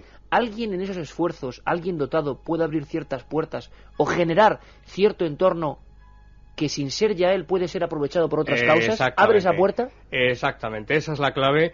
Yo personalmente pienso que así es, así como muchos otros investigadores. Has dado en el clavo, en efecto. Yo pienso más bien que la causa paranormal, ese término de causa paranormal que ya los siguientes de tu programa habrán escuchado en esta sección más de una vez, cuando decimos causa paranormal nos referimos, no decimos que sean espíritus, esto que quede claro. Estamos diciendo que es simplemente quién provoca el fenómeno, que no lo sabemos. Eso es importante dejarlo claro. Es como si la causa realmente aprovechase la presencia de un sujeto, en este caso de Nina, de esta dotada, para que a través de ella se pueda operar ese movimiento de esos objetos. Es decir, como ocurre en otros muchos fenómenos paranormales, la causa sola de por sí da la impresión a priori de que no puede actuar. Necesita la presencia de alguien. Esa es la conclusión a la que podemos llegar. Caramba, Santiago. Y es que lo curioso, escuchándote en tu sección, que estamos pues removiendo muchos cacharros viejos que se habían quedado como anquilosados y que tienen enseñanzas muy interesantes, y que la gente, yo creo que más joven, había olvidado. Estamos en época de Internet, de la informática. Parece que la vieja parapsicología hecha paso a paso y con bastante cariño por los pioneros, pues se había quedado ahí en un cajón. Y ese cajón tiene cosas muy interesantes, porque tú estás hablando de que, claro, esas cosas, sean lo que sean, aquí no le ponemos nombre, pero hay varias hipótesis, tienen que aprovechar, digamos, la corriente inicial de otro sujeto que puede ser el sujeto humano. Ocurriría lo mismo en muchas psicofonías, donde parece que se aprovechan de otros sonidos incluso, fluyen por otros sonidos, como aprovechándose de esa energía. Sí, en efecto. Yo tengo experiencias que corroboran perfectamente y que es lo que estás diciendo. Curiosamente, cuando la presencia en el lugar de una o de varias personas se hace patente, el número de parafonías no solamente es mayor, sino que incluso es de mejor calidad.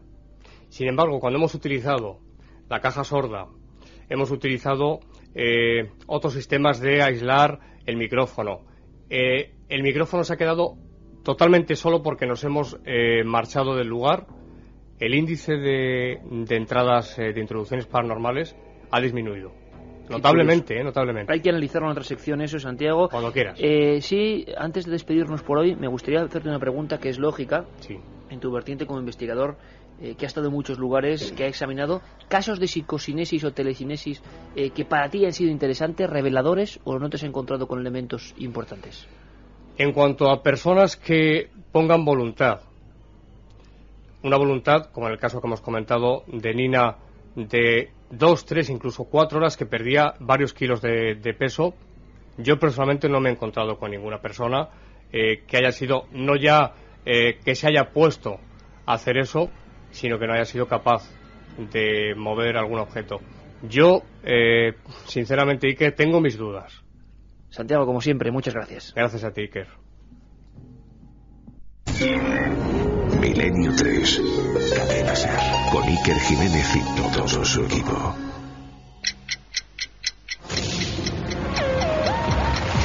Ya está aquí el cambio de hora. Esta noche perdemos 60 minutos, pero según los expertos servirá para ahorrar energía. José Antonio Alonso es director de ahorro y eficiencia energética del IDAE. Si lo comparamos con el consumo total de energía del país, pues es una cantidad pequeña, pero el tema de la energía es como el tema del agua, que hay que hacer muchos poquitos para conseguir ahorros importantes. Entonces, aunque sea una cantidad pequeña, es imprescindible hacerlo. El Consejo de Ministros ha aprobado esta semana un proyecto de ley de investigación biomédica que permite la clonación terapéutica para conseguir células idénticas de los pacientes. Se pretende con ello curar sus enfermedades sin que se produzcan rechazos de sus sistemas inmunológicos. Por si acaso, la ministra de Sanidad, Elena Salgado, ya ha dicho que no estamos hablando de clonar seres humanos. Es una técnica que en modo alguno puede estimarse que es una técnica reproductiva.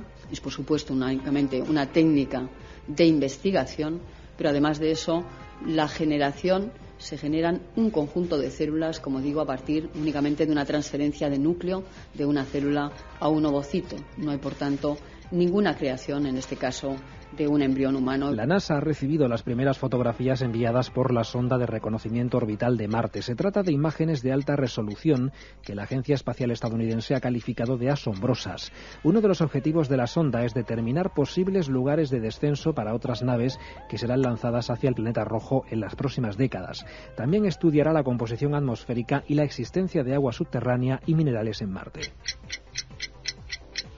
El próximo miércoles habrá un eclipse de sol que será retransmitido en tiempo real para todo el mundo a través de Internet por primera vez en la historia. La NASA será la encargada de coordinar esa retransmisión, que en España podrá verse a partir de la 1:05 de la tarde. Este eclipse total solo será visible en directo en algunas zonas de América del Sur, África y Asia, donde se hará de noche en pleno día durante 4 minutos. 2 centrales térmicas españolas, la de Aspontes en Galicia y la de Teruel en Aragón, son la primera y la tercera más contaminantes de Europa según Ecologistas en Acción. Los datos de un estudio realizado por organizaciones ecologistas aseguran que ambas plantas provocarían cada año la muerte prematura de 2.690 personas. Consideran que deberían imponerse límites de emisiones contaminantes más estrictos que los actuales. El director del Centro de Investigaciones sobre Desertificación asegura que el 40% de la superficie de la Tierra está amenazado con la desertización. En este territorio vive el 37% de la población del planeta. Por cierto, el calentamiento de la Tierra ha provocado que los hielos del Golfo de San Lorenzo, en Canadá, se derritan en muchos lugares. Esto podría afectar a varias especies animales como las focas, que necesitan el hielo para sobrevivir después del nacimiento. Y terminamos con una noticia curiosa. Las nuevas tecnologías llegan a la Semana Santa de Málaga. Algunos nazarenos de las cofradías malagueñas van a llevar este año un dispositivo GPS para que el resto de ciudadanos sepa en todo momento dónde se encuentran las procesiones. Esto no queda ahí. Según el alcalde de Málaga, Francisco de la Torre, esta información también se podrá obtener a través de mensajes al móvil. Además, en los móviles, enviando el mensaje con la palabra tronos al 7210, y en unos segundos el sistema de la MT responde al mensaje diciendo dónde están en ese momento las cabezas, las crujías de las procesiones del día.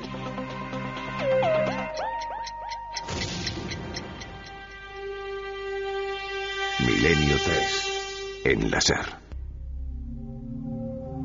3:44. Carmen, por cierto, que a través de la vía de contacto, algún oyente habla de fuegos espontáneos que ha visto hoy en la televisión y demás. Sí, dice, ya sé que no viene al tema, pero hoy he oído hablar del fuego espontáneo y eso me ha puesto los pelos de punta. ¿Podéis hablar del tema, por favor? Gracias. Bueno, aquí se han comentado con testimonios los casos más célebres de combustión espontánea. También lo que ocurrió en La Roya, Almería, el caso más extraño. Y en Cuarto Milenio, pues vimos varios reportajes sobre esta fenomenología tan extraña, con recreaciones correspondientes. Por cierto, que mañana de verdad no os perdéis Cuarto Milenio, lo comentaba Santiago, porque aparte de cosas de psicofonías viene la Vampiro de Barcelona. Se ha hecho una recreación que creo que merece mucho la pena, de verdad. Vampiro de Barcelona. Hablamos de hallazgos arqueológicos interesantísimos en las sierras de Galicia y de Portugal. Hablamos de la peste negra y hablamos de si una psicofonía puede matar o no. Bueno, un montón de cosas mañana sobre las 11. Mañana sobre las 11 menos 10. Sí, después de los simuladores, esa nueva programa que empieza en 4. Decías, Alberto, que vayan acostumbrándose, porque parece que era sí, cada cosa que tengamos en Cuarto Milenio va a tener su recorrido. Luego 3 o 4 semanas después lo podrán ver en otras cadenas. De todas formas, es que esas imágenes no eran de combustiones espontáneas, eran de gente quemándose al bonzo. Vamos, es que se veía hasta que se prendían con el mechero después de rociarse con gasolina. Pero la combustión espontánea claro, es otra cosa. Para más información y más objetiva, Cuarto Milenio. Bueno, y pues, Milenio 3, claro. En Cuarto Milenio os esperamos mañana. Por cierto, que hay alguna noticia también bastante inquietante, que tiene que ver con un tema que ha planeado hoy por todo nuestro programa, que tiene que ver con una hostia sangrante. En España tenemos varios casos, los corporales de Daroca, sí, la hostia sangrante en Alcalá de Henares. Hay varias historias muy curiosas, pero ha ocurrido ahora, que es lo que parece Vamos a ver, extraño. esto lleva ocurriendo unas semanas. Un niño recibe la Eucaristía en una misa dominical, empieza a sentirse mal y entonces va al baño de la misma iglesia a vomitar.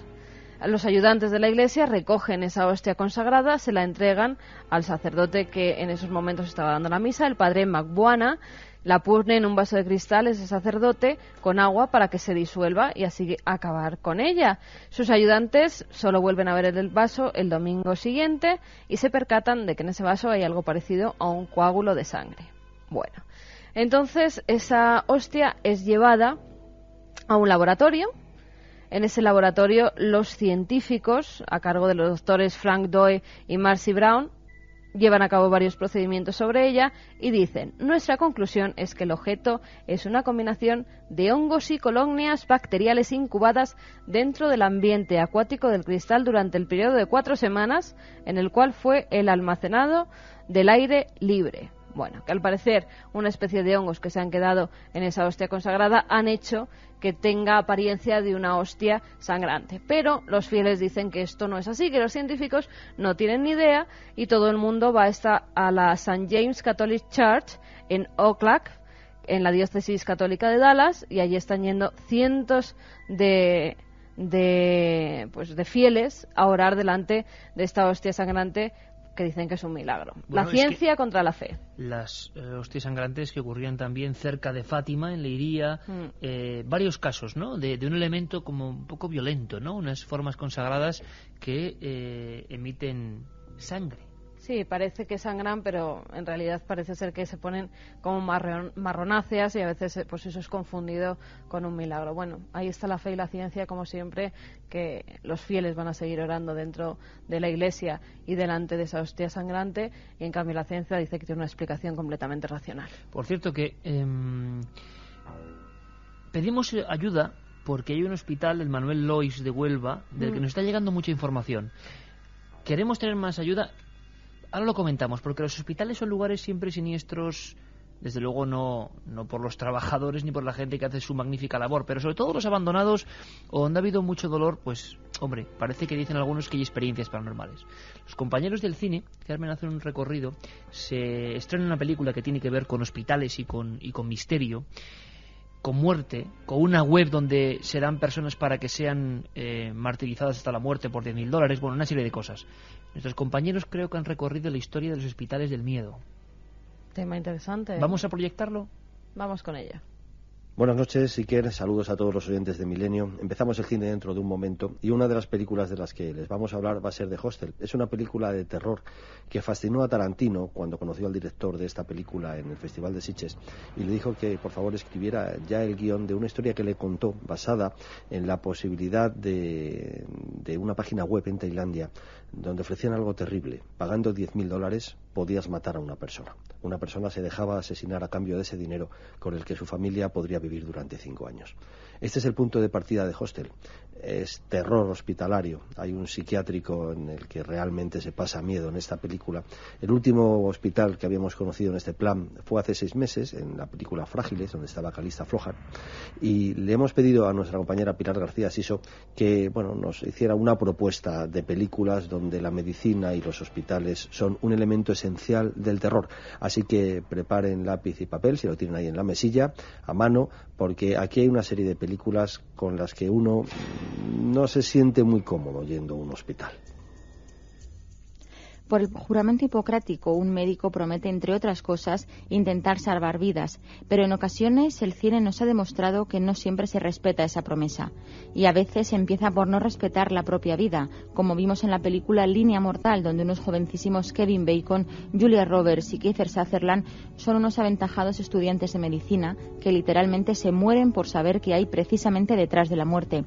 En un hospital que más parece una catedral gótica, oscura y siniestra, van a ayudarse unos a otros a satisfacer esa curiosidad, pero lo que se traen del otro lado no es lo que esperaban.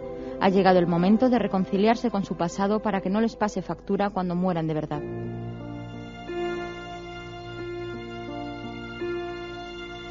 Un clásico del terror y del thriller hospitalario fue Coma, una de las primeras películas que ya en el año 78 trató abiertamente el tráfico de órganos, tema que luego se ha repetido en otras muchas, como Cheque en Blanco o Negocios Ocultos, donde la tierna protagonista de Amélie, Audrey Tautou, está dispuesta a pagar con un riñón, en el sentido más literal, el permiso de residencia. En unos días estará perfectamente. ¿Qué está haciendo conmigo? Pero volvamos a Coma, que es el estado en el que quedan muchos pacientes tras pasar por el fatídico quirófano 8, donde no es precisamente oxígeno lo que se les suministra. Lo que ocurre es que son seleccionados los más idóneos, deportistas, personas sanas y jóvenes, para convertirse en donantes involuntarios de órganos para el mejor postor. Organizado este negocio desde la dirección del hospital, como siempre aparece alguien que incordia. En esta ocasión es una pareja de médicos jóvenes que empiezan a investigar. Lo mejor para deshacerse de ellos es pasarles por el quirófano 8. Aquí tenemos una enfermería totalmente equipada. No me cabe duda, pero este es mi instrumental. ¿Todos los médicos tienen una relación tan estrecha con sus instrumentos? El tema tiene viejos antecedentes literarios y cinematográficos, como las historias de ladrones de cadáveres. Coma está dirigida por Michael Crichton, médico de formación y creador de la serie Urgencias, que también escribió el guión sobre la novela de un experto en intrigas médicas, Robin Cook. Una de las escenas más escalofriantes es cuando la doctora intrépida descubre la sala en la que se almacenan los pacientes inducidos al coma y suspendidos del techo esperando el momento en que sea necesario que proporcionen frescas vísceras a quien pueda pagarlo. Te aconsejo que salgas de vez en cuando. No es bueno estar todo el día en el sanatorio. Sin televisor, ni radio, ni cobertura para el móvil. Acabas volviéndote loca. Otro que también se deja la ética en casa es el director del Hospital de Nueva York, en el que trabaja un médico al que pone cara Hugh Grant. La película es Al cruzar el límite y plantea una pregunta de orden moral que todos nos hemos hecho alguna vez y que la productora de la película, Elizabeth Harley, y socia de Grant, resumen de esta forma. Todos tenemos gente querida que está enferma y que nos gustaría ayudar. Siempre decimos, si tu madre estuviera enferma y alguien te dijera, si me dejas hacer esto podríamos curar a tu madre, ¿cuál sería tu respuesta? Eso es lo que me interesó de la película.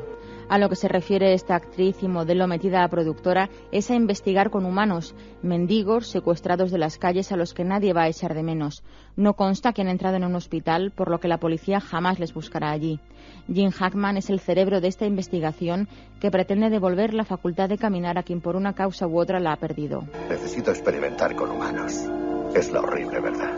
¿Qué daría por caminar de nuevo? Por ser capaz de alimentarse. De volver a su antigua vida. ¿De qué está hablando? Le planteo una pregunta. ¿Cuánto cree que eso valdría? No quiero vivir así. Con el cuidado apropiado, podría vivir 20 años así. En España también saben hacer que algunos lo pasen realmente mal en un hospital, cinematográficamente hablando, claro. Uno de los últimos ejemplos ha salido de la Fantastic Factory, que es también responsable de Frágiles, y que entre sus directores estrella tiene a Brian Yuzna, que hace 20 años nos aterrorizó con Reanimator, que es la historia del científico loco que experimenta con cadáveres. Pretende así revivir a los muertos y se le quedan en zombies con ganas de sangre, así que el gore está asegurado. Quiero que hablemos sobre lo que pasó el otro día. Vale. ¿Usted recuerda lo que le hizo el Dr. West? Usted murió de ese infarto. ¿Puedo tomarle el pulso? Madre de Dios, perdóname. ¿Qué le ha pasado?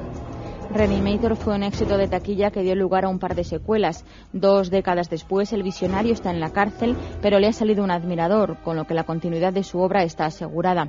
Además de Jeffrey Combs, que retoma el papel del médico reanima cadáveres, encontramos a una Elsa Pataky en su primera intervención en el cine de terror. La primera vez es muy divertida, la tercera o cuarta ya empiezas como a hacerle ascos, porque si las escenas, por ejemplo, de espuma que salen, pues es todo como muy a prisa, te tienen que meter la espuma y la tienes que mantener en la boca hasta que justo dicen acción y empezar a sacarla, ¿no? Ese tipo de cosas que en un principio, o estar llena de sangre continuamente toda la película, y que al principio dices, qué bien, sangre, tal, algo diferente, y luego cuando llevas ya como 2 semanas cada día poniéndote la ropa totalmente pegajosa y estando pegajosa, pues acabas de la sangre un poco cansada, ¿no?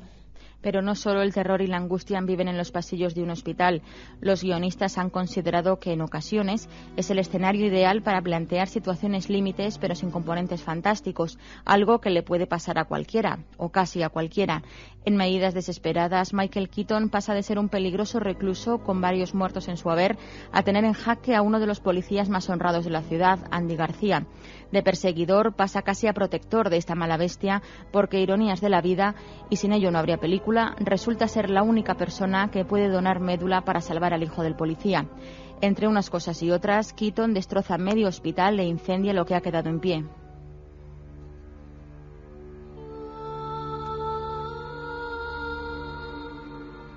Cerramos este repaso a lo peor de la sanidad pública y privada con una doble propuesta. La original es danesa y el remake, como no, es americano. Es uno de los pocos casos en que un director se versiona a sí mismo al otro lado del charco, pero añadiendo varios ceros al presupuesto. Las 2 películas son La sombra de la noche y El vigilante nocturno. Si todo esto es lo que creo que es, hay alguien muy peligroso que está justo detrás de ti en la oscuridad, respirando en tu nuca. Y tal vez te has convertido en su enlace con Joyce. El vigilante en cuestión es Ewan McGregor, un estudiante que para sacarse un dinerillo encuentra un trabajo en una morgue, y eso no presagia nada bueno. No solo está en el punto de mira del asesino de turno, sino que el pobre se las ingenia para parecer más culpable que nadie. Ya lo han visto, tal vez la próxima vez que vayan a un hospital lo pensarán 2 veces antes de subirse en un ascensor o quedarse a solas en un pasillo. Este experimento ha terminado. La otra realidad. Milenio 3 en la SER. 3:57 y como siempre nuestro autómata particular Alberto Granados, que entra en conexión cósmica con Kraftwerk, ¿eh, Alberto? Sí, hombre, no es como la otra, pero en esta sí, en esta también se me van las piernas. Sí. Es increíble, es increíble. Es piernas con rótulas auténticamente de acero inoxidable, auténtico autómata, ¿eh? Como aquel terrible, ¿cómo era? ¿Cómo se llamaba? El hombre de palo. Aparte del hombre de palo, ya casi llegamos al límite de Baron Ashler, ¿no? ¿Cómo era Robotman, ¿no? Robin Robot. ¿Os acordáis de Robin Robot? Bueno, yo es que ya soy muy mayor. Carmen, mensaje a 7640. A estas horas ya estáis... Sí. Bueno, y para quitarnos 4, un poco el miedo del cine. Casi las 4 se os perdona.